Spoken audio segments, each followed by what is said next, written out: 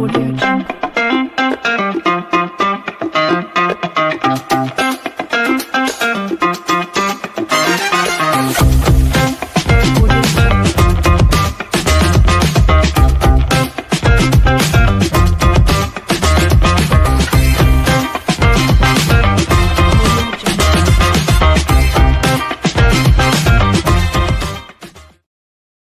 Welcome to the podcast. Most people don't, but you do. We have a very special guest today. It happens to be someone that does. It does what most people don't do and does a heck of a lot of things. Please welcome Shawn Dill, Dr. Shawn Dill, to the podcast. Bart, thank you so much. Great to be here. Great to share with you and all of your loyal followers, viewers, and of course, fans. Oh, yeah. Well, thank you. Thanks for saying that. Yeah, Shawn and I had the pleasure of being able to co-host an Office Hours with David Meltzer a couple of weeks ago. And one, I just love the way that Shawn thinks. His questions were intuitive. They were thoughtful. They were caring. And then what I realized is that we were so busy talking to the guests on the show that I didn't really get to know much about Shawn. And I sent him a note afterwards. I'm like, I'm so sorry. I didn't get to know you. So we had a great call a couple of weeks ago and just found a lot of commonality. And I believe in what you're doing. So thank you for agreeing to do this. That goes out to a whole lot of people worldwide. And I just really want more and more people to know about the neat, interesting folks that I'm meeting that certainly take action. So thank you for joining us, Shawn. Appreciate it. My absolute pleasure. Now, you are a very unique gentleman because your background, and I threw in a doctor there once in a while, Dr. Shawn Dill, you have an incredibly vast background. And I want to read just a few things about you before we dig in. And there's a lot of different things, of course, that I want to talk to you about. So website is shawndill.com. And you have the statement, empowering entrepreneurs and businesses, having a conviction stronger than your desire to please. You started off early in your career, earning a chiropractor degree from the College of Chiropractic in Logan College of Chiropractic, 1995, practice in Costa Rica, and then you all started doing business growth, creating the CEO of the specific chiropractic centers, a franchise, which is compromising chiropractic offices across the United States. And then you created the Black Diamond Club, a platform where service providers collaborate and strategize for fostering growth. You have created a portfolio of several different companies, best-selling author, speaker, business coach, phenomenal things. So, Shawn, what do you decide to put your time toward? Having so many amazing things and helping so many people. How do you prioritize where you want to spend your time? I'm just curious. I love to teach and exercise on goal setting. I think that is super important. I love that, today is March 31st, independent of when you're hearing this. Hopefully it's not in December. It won't be. Don't worry.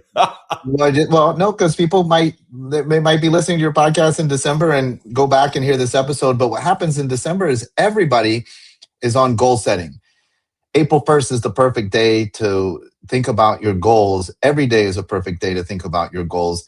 I look at them in 6 different categories, and then I share them with my significant other. I think that's also super important. But the way that I approach goals is I set my goals, and then I think that also too, we live in this world of a timeline. People talk about a 3, 5, 7, 10-year plan. I just have plans, and then why would I say 3-year plan? I want to get it done as fast as I can across every single goal. And then I love Patrick Bet-David's concept of doubles. So, if I'm doing 2 vacations a year and I reach that goal, I start to work towards 4. Then I start to work towards 8. Then I work towards 16, and then I work towards 32.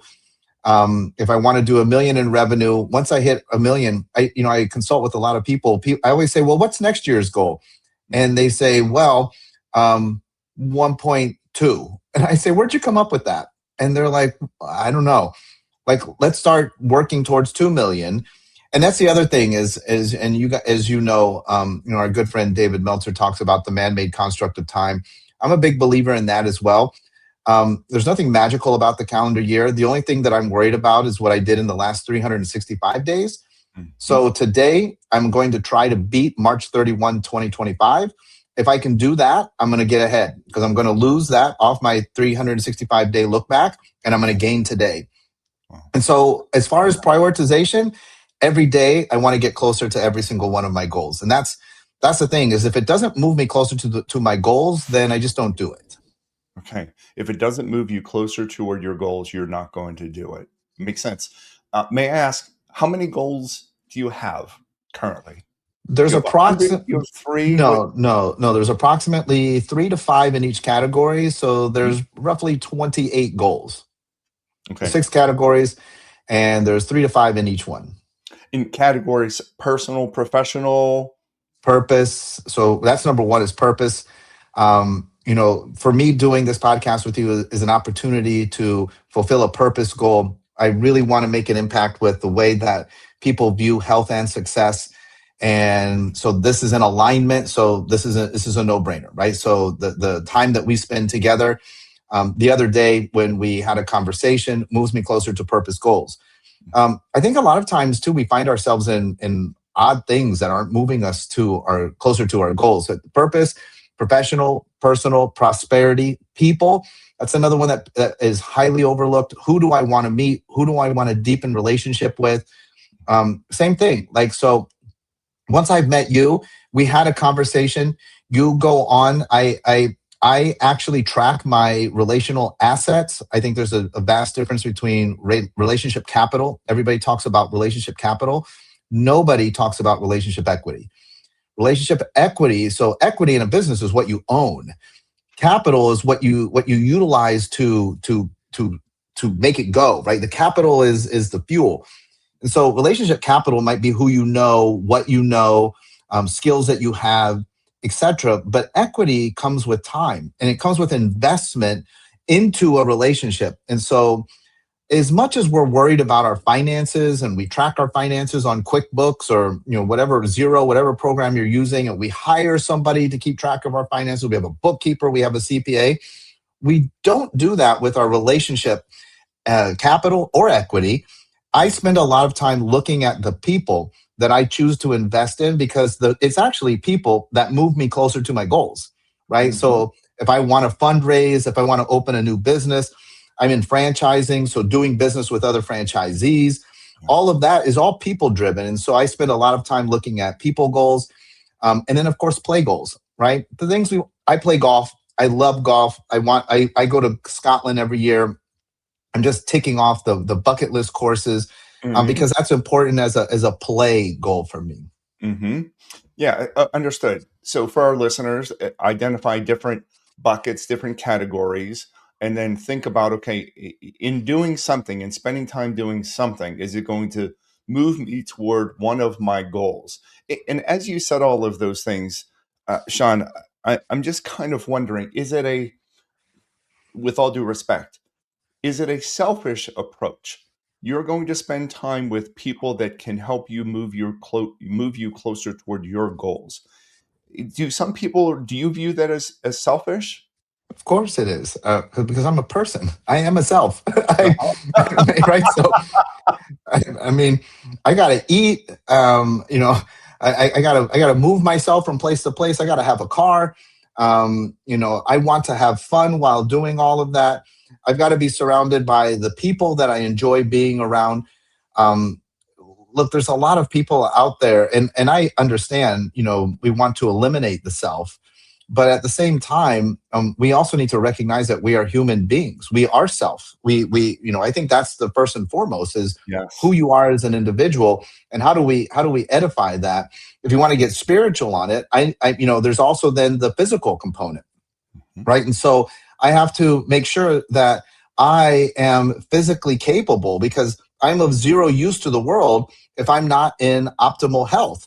I'm of zero use to my girlfriend. I'm of zero use to my family. I'm of zero use to you. I would call you. Imagine I have to call you and I can't do the podcast today. I have to cancel. You're like, what a bummer. So all of the things that I do for me, Mhm. it is selfish, but it allows me to serve, right? And so I'm in the service business, but I can't serve. And one of the things that it's interesting because we're conditioned by the world, by things like, we say things like, well, come on, Bart, like, do you think the world revolves around you? I would say yes, it does. The world revolves around Bart when I'm looking at the world through Bart's eyes. Because Mm, if Bart can't function, if Bart can't show up for your talks, if I've yeah, hired you and I'm paying you for a keynote and you can't show up because you're tired, because you have digestive issues, you have a migraine, that's no good to me. So I need you to take care of you so yeah. that you can service me, right? So like, Yeah, and Sean, it's such a refreshing and let me be very frank, right? A unique approach. And I want to share a couple thoughts with you. Just yesterday on a live podcast, I had Allie Covington, and I think you know Allie also, connections through David Meltzer. She's Meltzer. She is the founder of BOD, by Allie Covington, and we were talking about physicality and getting into good shape. And her perspective is that if someone gains more than 20 pounds, it's not a physical issue. It's not a metaphysical challenge. It's not metabolism. It is more emotional. Her sense is that people stop loving themselves and stop respecting themselves if they let themselves not take care of themselves physically, spiritually, emotionally, business perspective. What you just said, and we've all heard this statement, if you're on an airplane and something happens, you lose altitude, you need to grab the face mask of air, oxygen yourself, so then you can help other people. And a lot of people, I think, are afraid to talk about that you need to take care of yourself. You need to take care of yourself so you're able to show up for other people. So extremely refreshing. And thank you for sharing that perspective, Shawn. Um, I'm curious, you have accomplished so many things. A lot of individuals would perhaps have stopped once they became a chiropractic doctor, right? Once they got their license, once they helped out people in Costa Rica, once they started the chiropractic office franchise, once they started doing other things. But you continue to do. What motivates you to do these things, Shawn? well, I always say that it's interesting, the world that we live in. I always say that the world's best, I'm in coaching and consulting as well. The world's best coaching advice is always counterintuitive because it's your intuition that's brought you to where you are now. And if you're looking for the next step, you have to be willing to be counterintuitive. Um, what drives me is that the world doesn't understand how health and success work. We have and this is my belief, my fundamental belief is that we were created to be healthy. That from a spiritual level, if you believe in a higher being, we were created in that image, and we weren't created to be sick. We weren't created to have diabetes. We weren't created to have all of these things that we have to deal with in our health. That our default setting is healthy, but then we do things, what we eat, what we think, how we move, etc. We do things to interfere with that, and as a result of that, we can become sick. I also believe that we were created to be successful, and that definition differs for every person.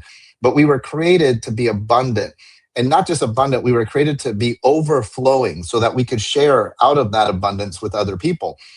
But we do things to interfere with that, what we think, what we do, who we choose to be around, etc. And so as long as there are still people that think that there is a pill, potion, and lotion for every symptom and disease known to man, I feel like I have to continue to work, because I just want people to be able to live to their full self expression of who they were created to be. And as long as there's people that don't get it, I'm going to keep doing podcasts and doing appearances and writing blogs and doing my putting the message out there. That's what drives me. Honestly, what happened to me, I by all accounts, by all metrics, was extremely successful in Costa Rica. I was seeing 250 patient visits a day.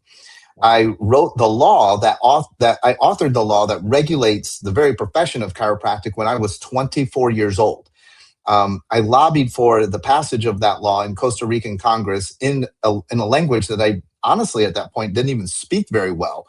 Um, I was at a point where I realized, like, wow, I'm making a huge impact in this country, But then when I would visit other countries, when I would come back to the States, I'd realize nobody knows.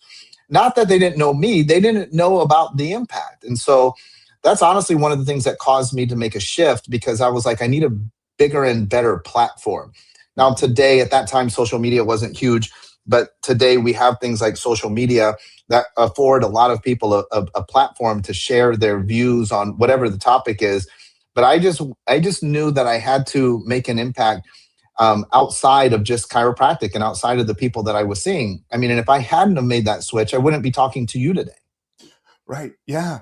Yeah. And I love that you are helping all different types of entrepreneurs and individuals. And you and I specifically talked about the service industry.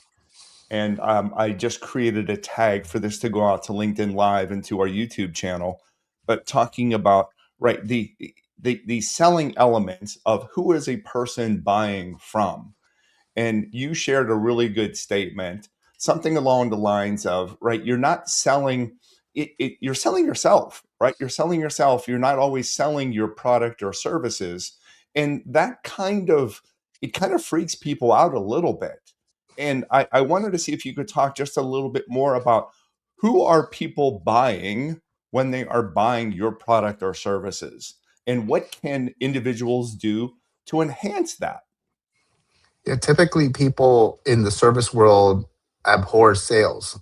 They have an attitude of like, well, my thing, whatever it is so good. My BOD program, it's so good, it's so revolutionary. I shouldn't have to sell it. People just should know. Chiropractic is so amazing. I shouldn't have to sell it. I'm also involved with the functional medicine concept. This is so amazing what we're doing for people. Stem cells are so revolutionary. I shouldn't have to sell it. Um, and sometimes people tell me like, look, sometimes I feel like I'm selling a Ferrari for $5,000 and people still don't want to buy it. And I'm like, well, that's what the problem is. Because if I told you, Bart, look, I have a Ferrari, I bought it, just doesn't really fit driving it around here in Naples. I want to offload it. I'll sell it to you for 5 grand. Your first thought, a $5,000 Ferrari, is what's wrong with it? Hmm. Why is it $5,000? And so that would stem from, now maybe you would buy it because you know me. Maybe you're like, wow, Shawn, that's amazing. But if you didn't know me, it's going to cause skepticism initially. And so that right there says that you would do it if you knew me, if you Hmm. knew that it was genuine, if you knew the circumstance, if you knew that I was trustworthy, if you knew that I was honest. But you Yes. wouldn't if you didn't know me. You would immediately think something's wrong with this. And so that in and of itself tells you that the primary delineator when you're trying to sell something that you honestly think will change the world is how well do people know you. You know, when we throw around things like know, like, and trust, and that just gets used way too much because it simplifies it down to like, oh, they just have to know, like, and trust me, which is true, but really they have to be in relationship with you. And Hmm. then the other part of it is you have to be memorable. I mean, you made a comment earlier like, oh, I would have worn my glasses. Your personal brand is super, super important. How do you want to be remembered? I always tell people when you walk into a restaurant and people are like, oh my gosh, that's Shawn Dill. That's the guy who I actually control what they say after that. Right. So Mm. they could say that's the guy who's a total jerk, or they could say that's the guy who rips people off, or that's the guy who advocates for people's health and success. But Right. I control that, and so I have to be very conscious of that, and I have to build a personal brand around that. Hmm. Yeah, and what I'm finding also, and a lot of through this community, your community, David Meltzer's community, that I'm finding that there is when there's introductions to people, then it's kind of like you pass the litmus test of he's okay. He's okay to start talking to and start talking with. Like I can vouch for that person. And the same value with a podcast, right? My listeners are going to know that if I have someone on, it's someone that I have vetted as a new friend and that I trust and I believe in. Otherwise, they wouldn't be on the show. And it's that element of introducing uh, others to people that we know that will allow them to get to know each other better and quicker. Stop selling your service, start selling yourself, being memorable, creating the brand. And I love that, Shawn, that if someone says that's Shawn Dill, he is you're directly responsible for sharing what you are in the minds of others. Brilliant. How would you describe, because you're involved with so many things, for our new listeners or listeners that are new to you, how would you describe, how would you want them to complete the sentence? Oh, I heard Shawn Dill on Bart's podcast. Yeah, they talked about stop selling your service. He was involved in the chiropractic world. He did some great work. He coaches individuals, best-selling author, podcast host. How else would you want them to complete that sentence for Shawn Dill is? Well, I think that, there's a popular concept. It was made popular by Simon Sinek, when he wrote his book, Start With Why. Um, we're saying the same thing, but I'm going to say just in fundamental, superficially, I disagree with people care more about your why. I might be on this podcast because I'm hopeful that I'll gain so many new clients that I can buy a Lamborghini.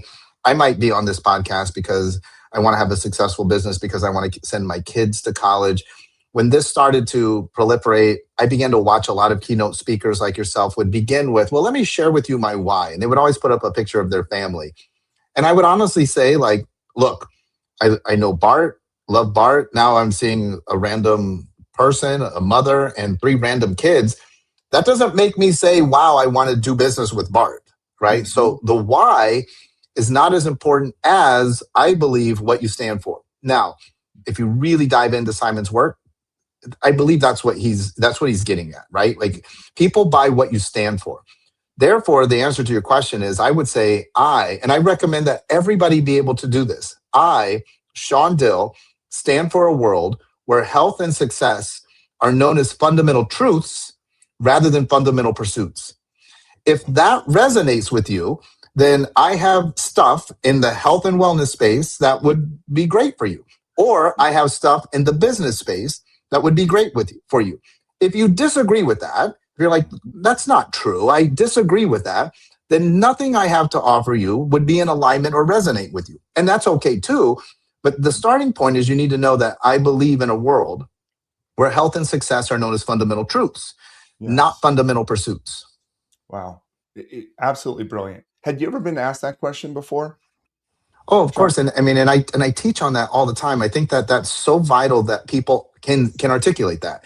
Yeah. Where the next time I see you, you're going to say, "Hey, Shawn, I, Bart Berkey, stand for," and then you're going to say something. It doesn't have to be stand for a world. I Yeah. stand for justice. Across whatever. I stand for a world where there's no hunger. I stand, but that's what. Yeah. Then once I'm like, man, I like that. I now I get it. I want to Mm-hmm. do business with you because Yeah. you stand for building schools in India. Wow. I know an artist that their whole thing is they sell art, but only because all of the proceeds from the art goes towards building schools and building wells in impoverished countries. So at that point, the art becomes really attractive. Like all of a sudden, I might not have really loved that piece, but now I love that piece because I want to be involved in the bigger picture. That's why I would buy it. And again, artists are no different. They think they're selling art, but they're selling themselves. They're Right. selling who they are. And then I'm like, that really resonates with me. And then you transfer that onto a piece of canvas or onto a sculpture. And that's why it resonates with me. Yes, yes. And even just if we did this little exercise, uh, after 16 years with Ritz Carlton, I found myself introducing myself that way, right? Former luxury executive with Ritz Carlton Hotel Company or something along those lines. And then what I realized is that when I left the company, that my old business card really didn't matter at a certain point anymore. It was less about Bart Berkey, Ritz Carlton, and it was more about Bart Berkey. It's more about Shawn Dill. And what I believe in, and I need to finalize this statement, but I reference I want to help people feel better, get better, and do better. And the do better gets in alignment with doing what most people don't do. So I think also, right, if they feel better physically, mentally, if they get better, they improve because it's easy to be, but better to become, then they will do better or do what most people aren't doing. And that becomes a differentiator. And then that enhances goodness in the world. So thank you for making me even stop to think about that for a moment. It's, phenomenal, phenomenal conversation. Let me just What, let me just throw in there because you brought something up about yeah. AI. AI has the potential to replace a lot of people in the workplace. And actually, it was very interesting. I was having a conversation with David about this about a month ago. What's very interesting to me about that, and you said it, and this is a United States concept. This is not global. It's very interesting. In the United States, when you meet somebody, it's very common to say, "Oh, hey, Bart, what do you do?" Mm, Not "Who are you?" Right? mhm, And so if I take away Ritz Carlton from Bert, who is from Bart? Who is Bart? yeah. Right? And we don't think about that often, and we are so our identity comes from so much what we do Mhm. and not who we are, which is why that exercise is so vital, because it doesn't matter what I do. I could If I started painting, there are people that would buy my paintings because they like who I am. Yeah. There are people that would hire me for a keynote because they like who I am.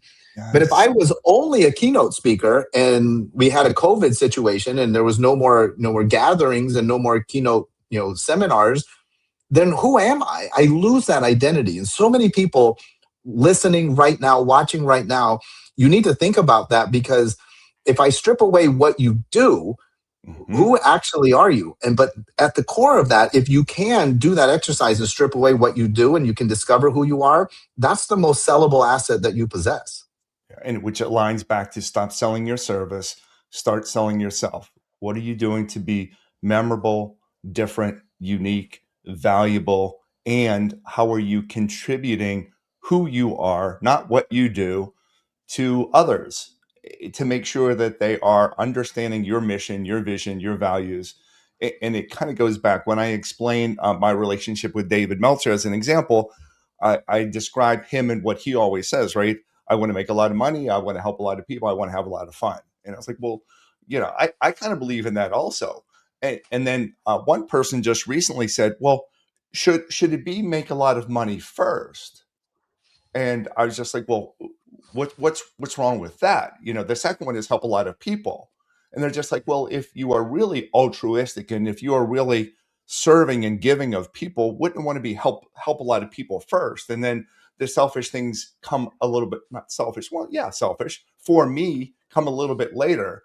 And I think we already addressed that based on your statement that if he's making a lot of money, if you're making a lot of money, if I'm making a lot of money, we're taking care of our families, we're taking care of our health, we're taking care of our children, our family, and our friends. We're probably traveling to more places to be able to speak to more people, to be able to coach more people like you, to be able to write more books like you, to be able to be on more stages like you, to be able to then help more people, right? So there's nothing. I love the approach that there's nothing wrong with that. There's nothing wrong with that. Um, yeah. Two more questions, if you're okay on time, Shawn. Yep. On your website, again, Shawn Dill, SHAWNDILL, you list, right, empowering entrepreneurs and businesses. Have a conviction stronger than your desire to please. What do you mean by that statement? I love that because, well, listen, history only remembers people that had a conviction stronger than their desire to please. And usually, if I give a keynote, I close with the story of Rosa Parks. And everybody knows Rosa Parks. I've even traveled internationally. Internationally, people know who Rosa Parks is. But if you dig deep, of course, we live in this conspiracy world. But if you just look at the story on the surface, Rosa Parks was a simple seamstress. And Rosa Parks one day went to the bus stop, got on the bus, sat in the front of the bus in a time where there was racial inequality. A very important part of the story is the bus driver turned around and looked at Rosa and said, "Rosa, what are you doing?" And what that means is the bus driver knew Rosa by name. What that means is that Rosa had been on that bus hundreds, if not thousands of times before and went to the back. And one day, for whatever reason, Rosa, something clicked in her and she just simply said, "Not today. Today I'm sitting in the front." And she stood, she had a conviction. Now she wasn't supposed to by at the time, the norms of society sit there, but she had a conviction. Now, literally, listen, We have Martin Luther King. We have Malcolm X. We have a lot of people, moving a civil rights movement. But you know what really tipped it over was a seamstress who got on the bus and sat in what she proclaimed was her rightful seat. And that changed everything to where now people remember her. Now, history also remembers people the other way, in a negative way, that have convictions stronger than their desire to please. And so you've got to have a conviction that's in alignment for the good of humanity, the good of the world. But if you just go along with everything and just do the status quo, you cannot be remembered. There's nobody that's like, remember Jim? He just was the average guy that did average things. That's not how history remembers people. And so I always think like, man, I believe that every single one of us as human beings are afforded what I would call a Rosa Parks moment. But Mm-hmm. we get to choose. In that moment, we either buckle and we go to the back of the bus, or we Yes. choose to stand for something because we're convicted. We have a conviction. And we know that people say this isn't how you should talk. This isn't how you should dress. This isn't how you should show up. This isn't how you should do chiropractic. This isn't how you should speak. This isn't whatever the thing is. Mm-hmm. But you have a conviction so strong that you decide that in order to really stand for who I am and not compromise my values, I'm going to be convicted on this. Now, Rosa went to jail that day. And so, listen, sometimes the consequences for standing in your conviction are strong, but the outcomes are huge if you are in alignment, right? And I'm not advocating people going to jail or killing somebody because you're convicted. But I do think there's many times when we compromise because we feel like society doesn't want us to do that, or we're afraid of some, person on social media. I talk to a lot of people. Why don't you post more often? Well, because people are going to write negative things. Well, a lot of people said a lot of negative things about Rosa Parks. But now today, she is remembered and celebrated into eternity for being a person who stood for what they were convicted upon. And so that's why I always say that, like, if you want to be remembered historically, you have to have a conviction stronger than your desire to please. And that's take a pause today and think about anybody that you admire. Nelson Mandela, Mother Teresa, every single person that history remembers, it is because they had a conviction stronger than their desire to please. Yeah, it wasn't about having someone like them or not like them. It wasn't about someone feeling that they're fitting in or not fitting in. It is, in many cases, doing, which aligns so perfectly well with a podcast, doing what most people don't do. And I'm just thinking of a situation recently. If you've ever been on a plane and there are people on the plane that are connecting through another city and they're going to miss their connection if they can't get off the back of the plane very quickly. And I have seen people that are so disrespectful and stand up anyway, even when the flight attendant says, please remain seated if this is your final destination. And I don't want this to be about me, but it is a personal story that I was tired of seeing that. And so on a flight recently, I stood up and I have a very loud coaching voice, volleyball coaching voice if I need it. And I said, would you do us a favor? There are people that are trying to get to their granddaughter's birthday party, to be able to make a wedding, to attend a funeral. And if it were you and you're already home, right, you would appreciate it if someone would allow you, if you are in that situation, if you were dealing with a connecting flight, that you would miss something important. And people rolled their eyes, but I didn't care. And we were able to get, I think, 8 or 9 people off of the back of the plane to be able to make, I believe, their connection. Right. And that's what it is. It's not about pleasing people from my sense. And I think from your sense also, of course, it's about doing the right thing and it's about helping people. So love that. Love that quote, Shawn Dill. Thank you. For our listeners, this will go out to a lot of different people. We'll celebrate it through our newsletter as well. How can individuals work with you?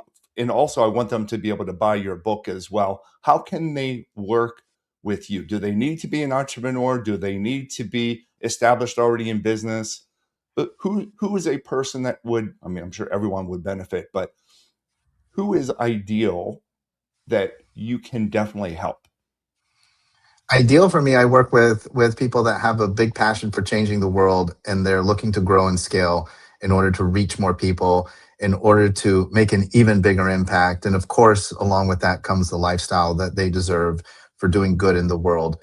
But I would just say, what's interesting to me is, you interview so many people here on the podcast, and people come along and people might consume. I always tell people I've never seen anybody radically change their lives by just listening to podcasts, watching YouTube videos. You actually have to get up off the couch and do something. You have to take action, which is that last part, so you can do better, so you can do what most people don't. They don't reach out to the guests. So I don't know if I can help everybody. I do know a lot of people.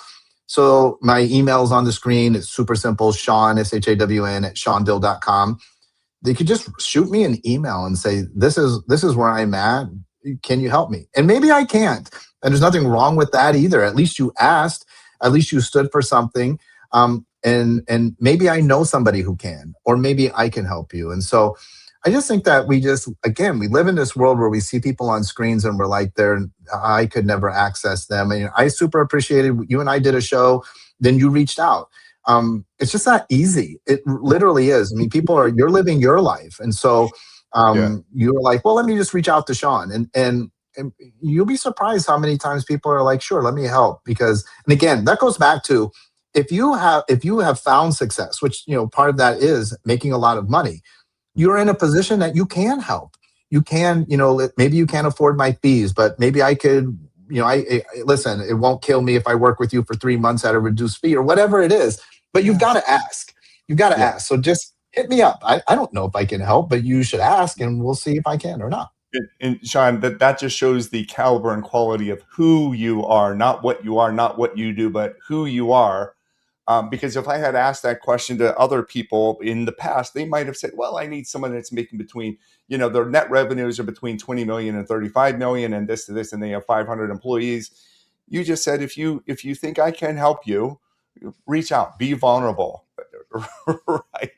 Help the people get off the back of the plane, just ask, all of those things. I do want to mention just a couple other things. Your book, None of Your Business, A Winning Approach to Turn Service Providers into Entrepreneurs by Shawn Dill. You can find that at Amazon.com.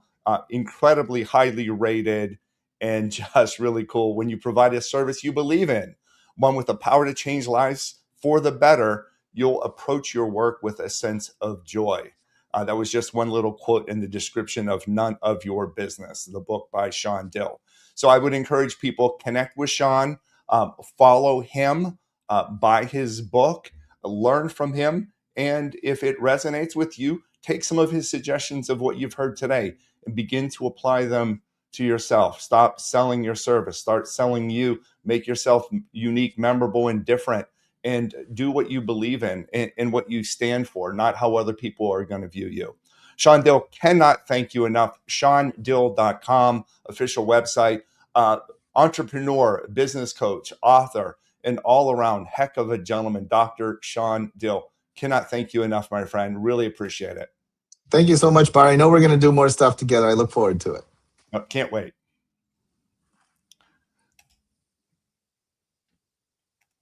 Okay, so stream ended.